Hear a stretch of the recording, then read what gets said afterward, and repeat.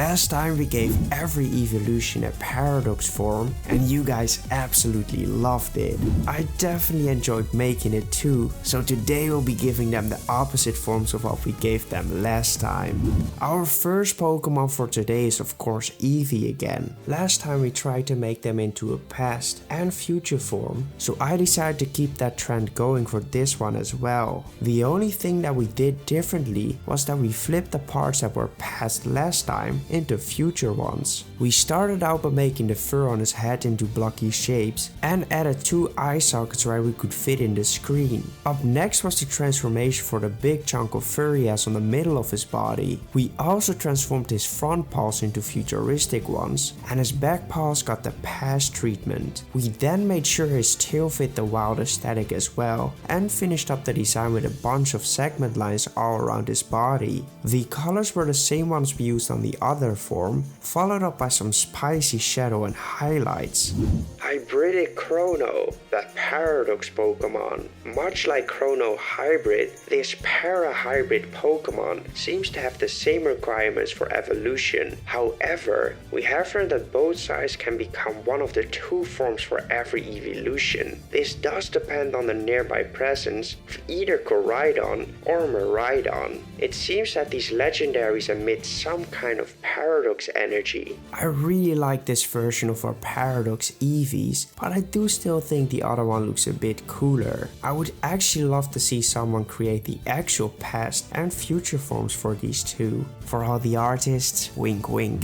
Up next is a future form for Leafeon. At first I was actually quite scared that I wouldn't really be able to pull off the chosen typing for this piece. We did a poll to fit all the unused evolution typings to every one of them, but it had to be a different typing than what they had in their other form. For Leafeon we decided on a grass rock typing, which I figured would be decently difficult to implement into a future form. I believed it was because I didn't feel like rocks would work in a robotic design. We did manage to make it work by simply making the leaf parts into crystallized versions. This did actually capture both typings, and now let's go over the other changes. We started out by turning his legs into segments on the top parts, but we also did it for the parts on his knees. We then gave him a belly patch and added some eye sockets for him too. Last but not least were the segmented toes, the tail and the neck. After a quick line art session, we added in the colors. We went with the same color palette except for the brownish color, which we swapped for the robotic gray one. The color of the lighted areas was of course green in order to A, keep the same aesthetic as the regular form, and B, to really make it look like crystallized grass.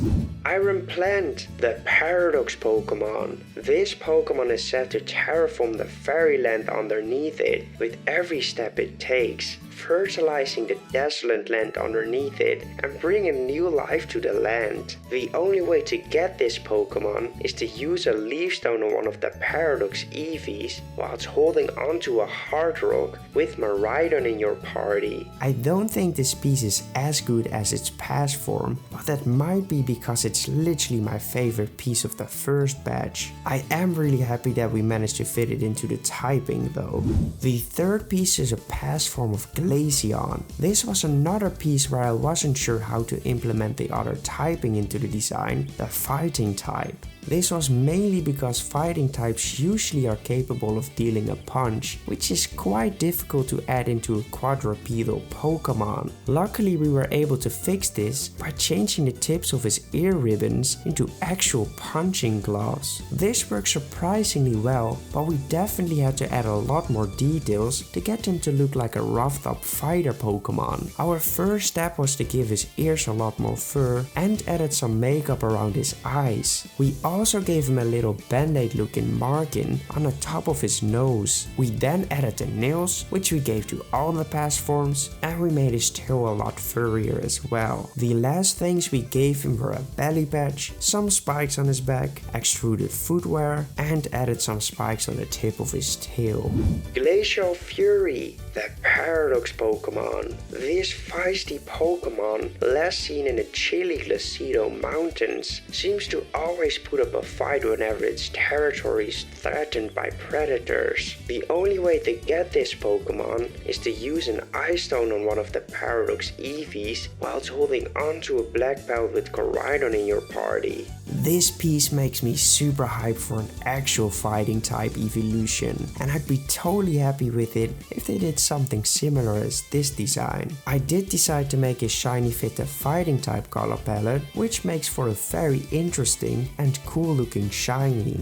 It is now time for one of the fan favorites, a future form for Umbreon. This design was actually made quite easy by a suggestion of one of my viewers. She suggested to make his tail into a big, usable drill, which instantly moves it into a barred ground typing. I must say that it was a little struggle to fit the shape for the drill into the right perspective, but I'm definitely getting better at it. We also transformed his legs into segmented ones and added the segments to his toes as well. We just basically repeated the same changes we added to Leafeon earlier in this video. I'm talking about the belly patch, segmented neck, and the eye sockets, for example. We did also want to do something extra next to the tail, which was to add small indents in his ear where we could fit in a small part of lighted area. This would make it look like a lantern, which fits an excavating Pokemon quite well. The colors were quite fun to add as well, mainly because we had to be creative to bring back the red color he usually has in his eyes. We decided to make his drill red, as if it's made out of red diamonds. Even though I think this design is awesome, I would probably not want to encounter one in a dark alleyway.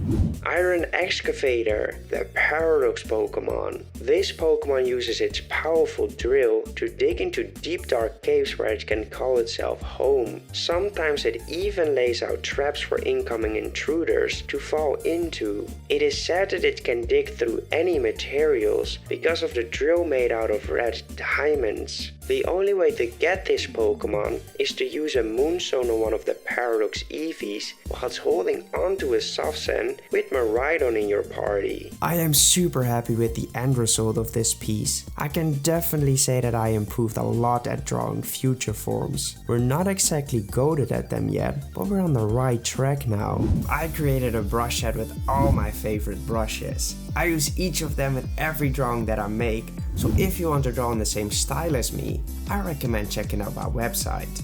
For only €5.99, you can get the Procreate brush set, which you will be able to use in Procreate. It includes an amazing line art brush, a highlight brush which instantly makes your pieces look a lot better, and many other fantastic brushes. I also want to have a written down version of how to create Paradox Pokemon. That's why I created this step-by-step guide. It's easy to follow, and I added a bunch more tips you can use while drawing.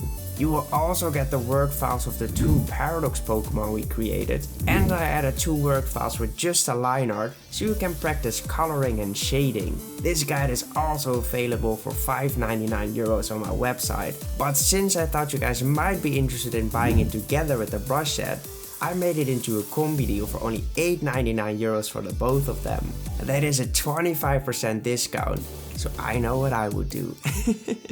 Our 5th drawing is a past form for Espeon. We voted to make this Pokemon into a Psychic Bug type, which is definitely a cool typing. The first thing we did was to add an exoskeleton-like body patch and once again added in the claws. We then moved on to his face, where we tried a bunch of different elements, like wavy eyebrows, small teeth, and some makeup. Only the last part stayed the way we put it down initially, and the others were changed into big pincers and pointy eyebrows. After these changes, we decided to add some fur on his neck and in his ear as well. We also experimented with actual bug legs, but this looked out of place, so we scrapped this idea. To me, bug Pokemon and bugs in real life can look quite alien-like, and this is the route we went into for this piece. Call me crazy, but we added an extra pair of legs and elongated animated his body to fit them onto it. This was another idea from my viewers, but I actually think it adds a lot to the design. We then added an extra tail piece and a small little antenna on his cheek. The last changes we made were to make his eyes yellow, add some wavy elements to his ears, and filled up the empty parts of his body with some pink spikes. I am not 100% sure if it really sells as a bug type, but I genuinely think it is a cool and unique design, and the shiny makes it even better.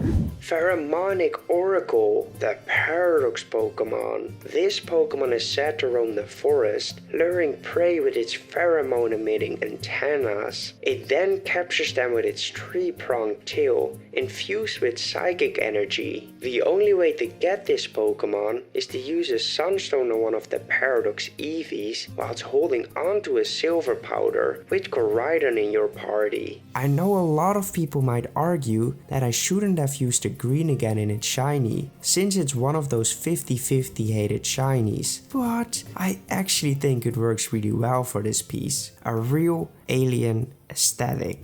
The sixth transformation of today is a future form for He Who Must Not Be Named. For this piece we went with a water flying typing because we felt like we would be able to bring that into the design with some airplane features. The first thing we did were the eye sockets again, and we combined all the spikes on his back into a few aerodynamic blocks. We then changed the shape of the fins on the tip of his tail into less organic ones. We also added a jet in between them to add a way for it to take off of the ground. Our next step was to make his collar into combined sections too, and we followed it up by adding 3 segments in his tail. Since we have learned how to do segment legs, we also felt like this design could use them too. After all of these changes, we arrived at the most basic ones: segmented toes, belly patch, and robotic versions of the fins on his head. The colors were super simple, except for deciding on the color of the lighted part. We were debating a bunch of different colors, but the blue one still looked the best, so we went for that one. Iron Hydro, the Paradox Pokemon. This Pokemon can be seen flying high above in rain clouds, gathering moisture to power the water turbines in its tail to not only fly through the sky, but also to help put out wildfires whenever they occur. The only way to get this Pokemon is to use a water stone on one of the Paradox Eevees whilst holding onto a sharp beak with Koraidon in your party. This design is nothing special, but I do think it serves the exact purpose it needs to serve. I could genuinely see this Pokemon flying high above you, casting a shadow over you while you look up.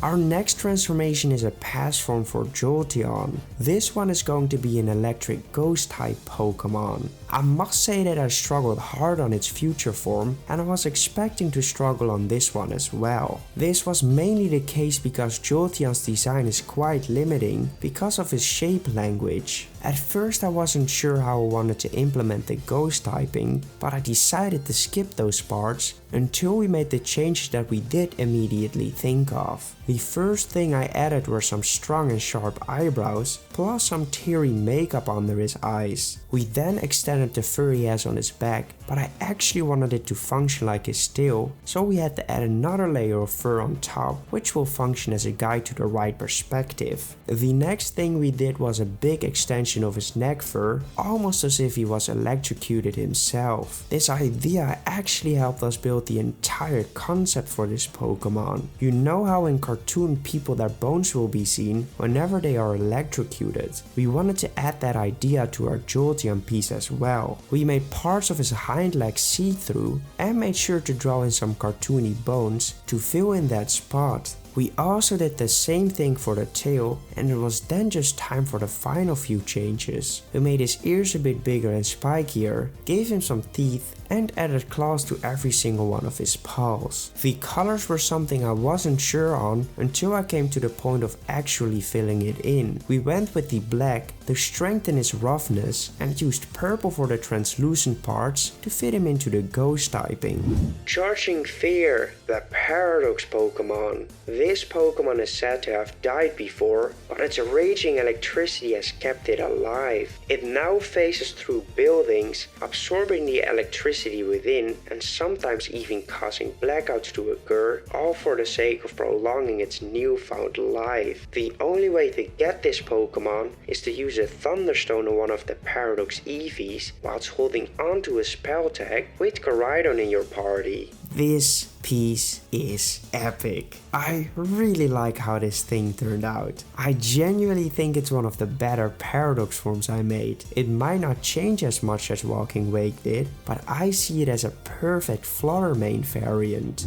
We have now arrived at a future form of Flareon. This Pokemon was gifted the Fire Poison typing. It didn't take long for my viewers to notice that that would be perfect for a radioactive Pokemon. This instantly clicked when they suggested it, and I just knew I wanted to transform him into a walking nuclear reactor. We started out with the basic changes for the future Eeveelutions, like the segments on his arms, toes, and we added another segment to his only showing leg. It was then time to focus on the strongest part of his design, the nuclear reactor on his back. I decided to remove his tail and replace it with the reactor. I just basically went for a big ton with some metallic arms and beams holding it close to the Pokemon. It did take me a while to figure out how I would be able to get everything in the right perspective, but I think in the end we made it work. We also added a tube connecting the reactor with its body too, but this would serve as a radioactive leaking tube, which allowed us to create a molten neck collar. We definitely referenced the elephant's foot from Chernobyl for that idea. Last but not least, we added a small window in the reactor to see the materials and then changed the rest of his features into blocky shapes instead of the organic ones. The colors were quite interesting to do for this piece, since it would be drastically different from his original form, but we did try to stay as close as possible to the normal color palette.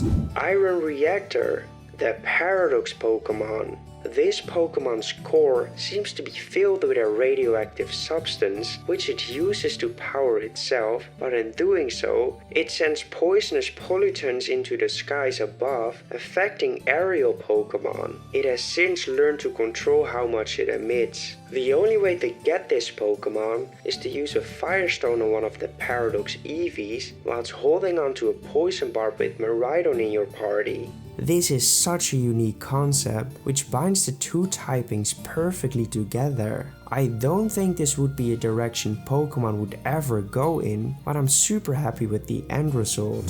For the last piece of today, we're going to take care of a past form of Sylveon. The only typing that we haven't used yet is the Dragon typing, so behold the combination of a bubbly dragon Pokemon. We started out by giving him some spiky eyebrows and some evil looking makeup. We then proceeded to make some of his features more spiky as well, like the bow ties, the ears, and his tail. We then added a bunch more spikes on the legs and gave him a draconic belly patch. We made sure to keep the same color patterns going as what he has on his ribbons. Speaking about the ribbons, these were our final changes we had to make. We gave them a bit more width and made them spikier like the rest of his features. We also made sure to bring back the same color pattern we were using for the other parts as well. We then just dropped in some longer teeth and a few scales on his body to finish up the design. The colors were completely the same, but I did put a bit more emphasis on the blue colors since this would fit the dragon typing better.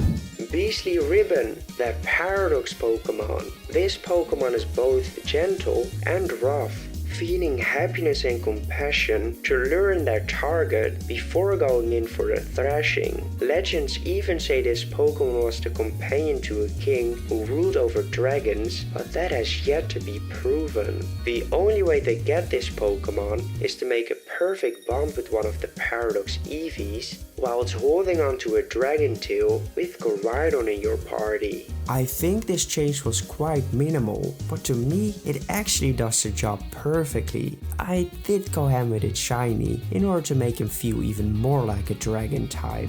Well, these were all the Eeveelutions, but flipped this time. Next week I'll make a compilation of all the Eeveelutions where I will add an animation to the drawings of the first batch. Let me know which design was your favorite, and goodbye!